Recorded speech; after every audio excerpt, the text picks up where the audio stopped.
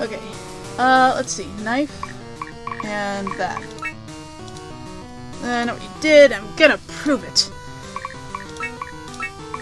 A strange collection of evidence, isn't it? A note, shrouded in secrecy.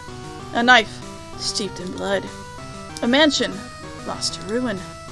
Not sure if I'd call a 1B a mansion, but this evidence is all I need to crack this case wide open. Yes, this case of violence, passion, romance. The confounding case of the clowns and the craniums? Is that what I'm reading right? Clowns and the craniums. Okay. Sure. The what now? Spare me the feigned ignorance, Batman. We both know you're not completely dim-witted as you look. Oh. Thank you. Wait, was that an insult? But you're a bonehead, or I should say, a skull from the Cranium Gang. I knew what was up as soon as I saw the paintings in the parlor and the bedroom. This mansion may look totally, trashed and unwanted, but it's exactly the staging grounds for the bitter, blood-soaked turf and war between the rival gangs of clowns and the craniums. The skull and clown paintings are the gang's way of making their territory like graffiti, but infinitely less practical. The second floor is clown turf, while the craniums rule the ground floor. From the fact that I found you in the living room, it was simple to deduce that your loyalty lies with the craniums. Am I wrong? I mean, yes. Even if I do hate clowns. Aha! So the truth comes out! And with that, everything else falls tidily into place. Tell me, Batmans, in a tussle, what's a gangster's second most deadly weapon? I guess a gun would be number one, so... a knife? Precisely! And what a coincidence that I should find just that weapon locked away, deep within clown territory. One might assume that you had hidden armaments there to later access when the craniums stormed the upper floor. But I don't think it's that simple. The knife was bloodied when I found it. In other words, this one is an implement not of future violence, but of violence past. A memento of fallen comrade, or perhaps even a lover. Kid, you know I'm already married, right? But your lover could never have been fellow cranium. If that had been the case, why then would the knife be on the second floor? No, Batman. You fell in love with the clown, didn't you? A forbidden love, star-crossed you like Tony Harris from Shakespeare's timeless masterpiece, A Midsummer Night's Dream. And when your lover, like Tony, perished in a brutal knife fight in this way home, you swore revenge. Revenge no less than the total annihilation of the remaining clown gang. This note, Iron Snail Authorization. Here's another question, Batman. What is a snail? A mollusk? Okay, yes, but I was kind of hoping you'd give a less accurate answer. A slug in a shell. Exactly! And so we come to the truth of the iron snail. A slug in a metal shell. You don't actually mean. Indeed, this note from the big skull boss was to give you permission to use the gangster's deadliest weapon in its most lethal form. When a gangster comes sauntering down the street at you and slowly lifts their arm, what should you fear most? A gun? Oh yeah, we have a gun. Do we? We don't shoot him, do we? Dot. Nah, I'm talking about the rhythmic hand percussions. What? I know, you're uncultured and ruffian, but that you can never see. But have you ever seen A Midsummer Night's Dream? Gangsters are their most dangerous when they're slowly advancing toward you while snapping, clapping, and performing Broadway choreography. But even more dangerous than the barehanded percussion is the use of castanets traditionally a pair of shells bound with string. The slug is the string. It's the iron shell, the metal discusing crackibs, that is the Moroccan castanet. I'm sure to even imagine the carnage if you get your hands on such a weapon. Kid, you whipped out an actual revolver like 2 seconds ago. At any rate, your revenge plan ends here, bad man. I know the pain you bear must be heavy, and it's all too easy to let that pain harden you into hate. But that's not what your lover would have wanted, is it? You can't heal unless you learn how to forgive. When the rest of your gang gets here, you'll tell them that it was up to you, and take this to end the cycle of violence. Take care, bad man. My work here is done. Kid, you realize there's no actual cranium gang coming to untie me, right? Kid, come back here! At least, leave me the revolver. The west side of Lynn County story. Okay, so I think we've done fish, this and fish, and this and knife, I think. So I think the only ones we haven't done is these two. And I do think that there is actually more evidence. I just don't have it. Like, there's other stuff going on. Alrighty, time to wrap this up. And... what? Oh, wait. I have to say, this case was a tricky one. A strange fish and an encrypted message. For a lesser detective, one less worldly and rigorously well-versed in subjects ranging from geography to social studies, perhaps it would have been even more surmountable. But not for me! Jam! The world's greatest kid detective between the ages of 4 and 17 in the western half of Lynn County. But it took all my wits to crack this one. For once I saw the connection, the answer was as clear as obsidian. Can you actually have, like, been outside of Lynn County? Curious that you should mention travel, Badman. Most curious indeed. Also, just for the record, I did in fact visit Portland for a Raffi concert when I was 4, so you can stop treating me like an ignorant child anytime now. Anyway, my first hint was the initials of the note. Iron Snailithor Authorization, or ISA. What could that stand for, you ask? Well, I'll tell you. International Secret Assassination. Not content with a mere intermunicipal criminal genius, you had set your sights on a much grander prize. Cold-blooded murder on the foreign land. Do I look like a cold-blooded murderer to you? Looks can be deceiving, Badman. That's the first rule of detectiving. Regardless, it wasn't enough to merely uncover the nature of your plot. I had to identify your intended victim and means of assassination. Fortunately, you left me with a second valuable clue hidden in the note. Why write snail and not in for instance, Sarusophone? Because no one knows what the hell a Sarusophone is? But think, where are snails most commonly eaten? That's right, France. Of course, we both know you're too broke to fly to France, so I had to look elsewhere. Well, okay, that was totally unnecessary. In France, the national language is French. But do you know where else they speak French? Canada. That's where.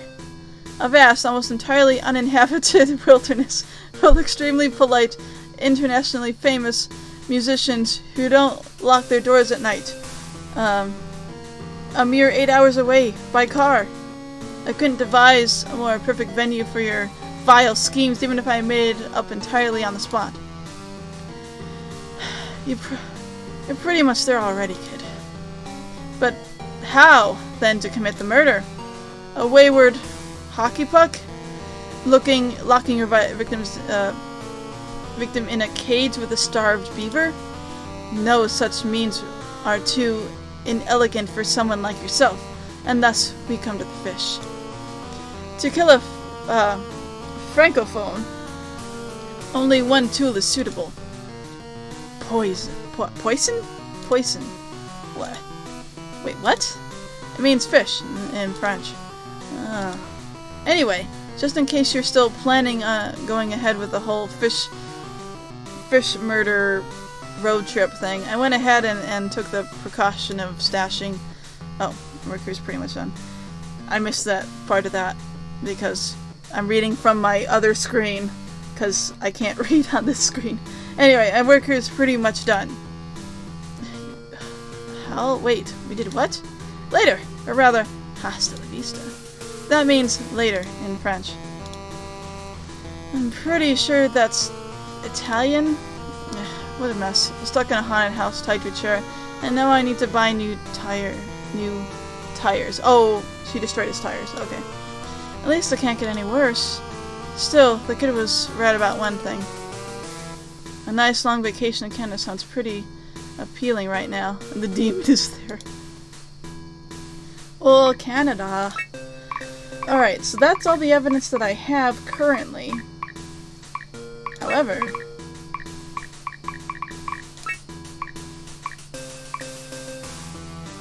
there's probably more things I can pick up with, because if I look over here, there's still this under here. I wonder... Oh no. Oh no. If there's a second thing I've learned from playing a copious amount of video games, it's that an adequate quantity of fire solves pretty much anything. That's pretty soundly on fire. Ooh, and looks like there's something in there after all. Just gotta reach through the flames real quick and got it. Oh. That is definitely someone's jaw. What a lovely piece of evidence. I think I'm gonna wash my hands now. Oh, lovely. So I set the trash on fire and ended up with something extremely lovely as a result of that.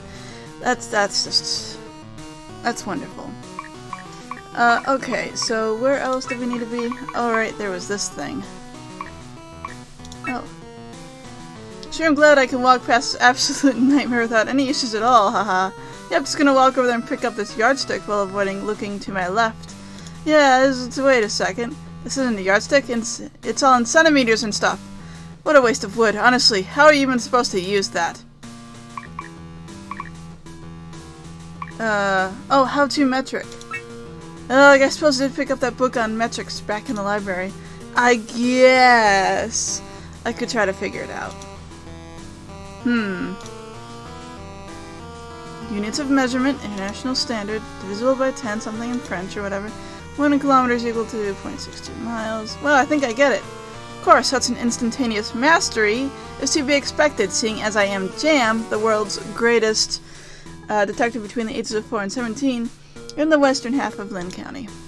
A prodigy like me eats Newtons for breakfast. Well, fig Newtons, anyway. So we have a meter stick.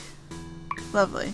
Oh wait, I think, if I recall correctly, there was something somewhere I needed with this was not it. Was it here? Yes, there's a thing under here. Looks like there's something way back there. Before we grab it. Blah blah blah. How about a meter stick? A meter stick's basically 10 feet. It's not. Just gotta push a little to the left and got it. What did I get? Oh, cash. Stack of $20 bills. So like 12 bucks in that's not how it works, Jam. Definitely a product of Badman's money laundering. Now let's see. 6 pieces of evidence. Seriously, if there's anything useful left. Okay, so I got the other evidences.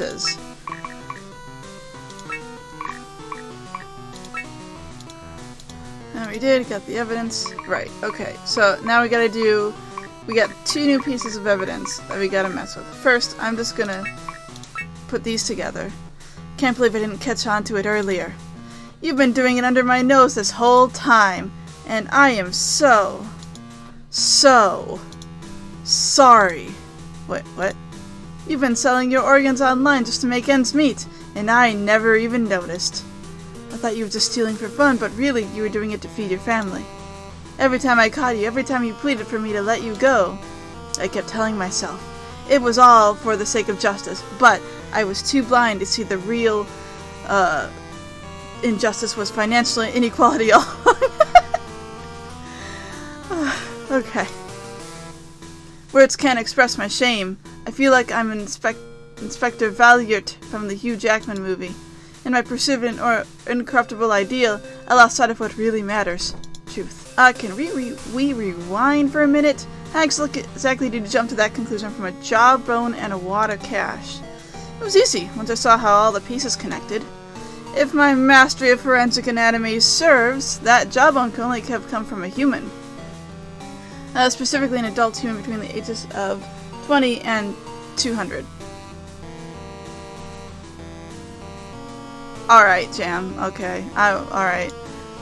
Curious, isn't it, that such a jawbone would appear in the same building as the only human that I know who's willing to speak to me for more than 2 minutes at a time. Hold up, I don't want to pry, but aren't you in school? Don't you have teachers? Hell, do you even have legal guardians? Yes, it was curious indeed, and that's when I remembered something important. I had read that people would sometimes sell powdered rhino bones on the internet as a kind of medicine, often for a very high price. If that was so, then why not human bones as well? And thus, it was then that I realized this was no crime at all. In reality, you had surgically extracted your own jawbone to grind up and sell as black market aphrodisiac. What? Okay. His reaction is also my same reaction here. It's exactly the same thing. Ah, my apologies. I didn't mean to make your jaw drop. I realize it must have only very recently regenerated after all.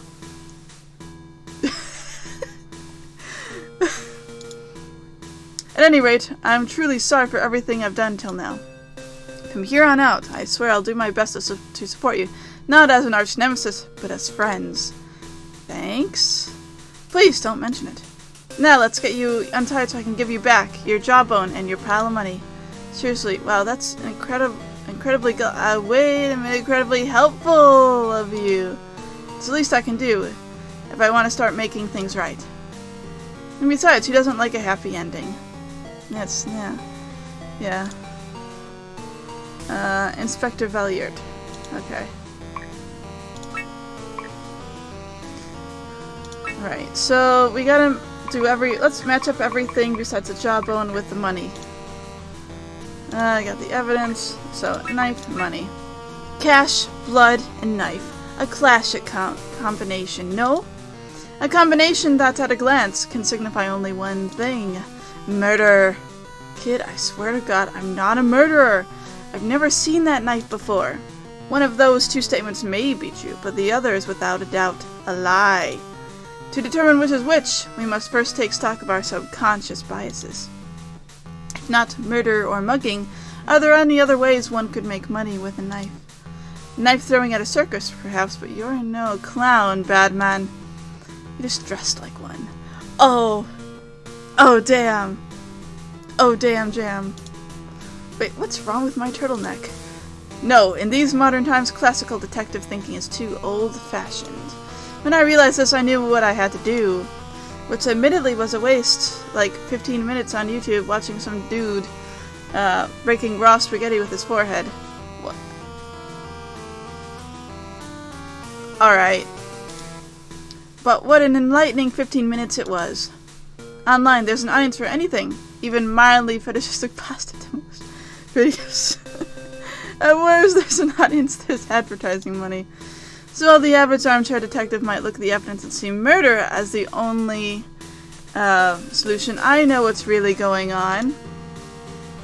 With this abandoned mansion as your hideout, it's been only making you've been making a little side money. By making ASMR videos of yourself cutting random objects in slow motion with this knife taped to your chin.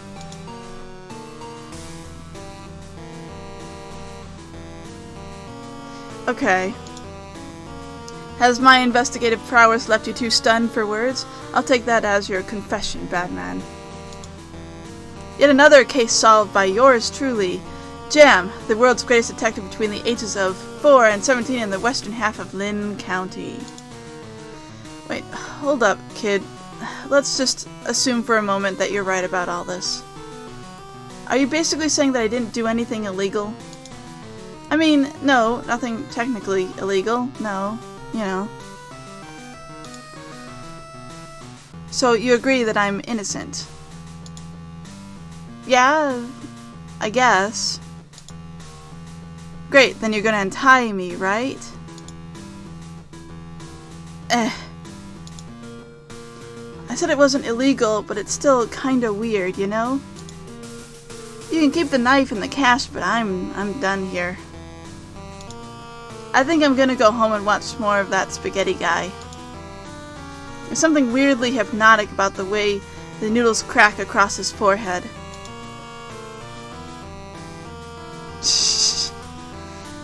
Well, that was definitely more information than I ever wanted to know. Could have gone worse though. At least I got the knife and somehow made a little bit of money. Just gotta figure out how the ropes with my hands tied behind my back. Honestly, how hard could it be? Dave gets wrecked by a big demon. Not illegal, still kinda weird.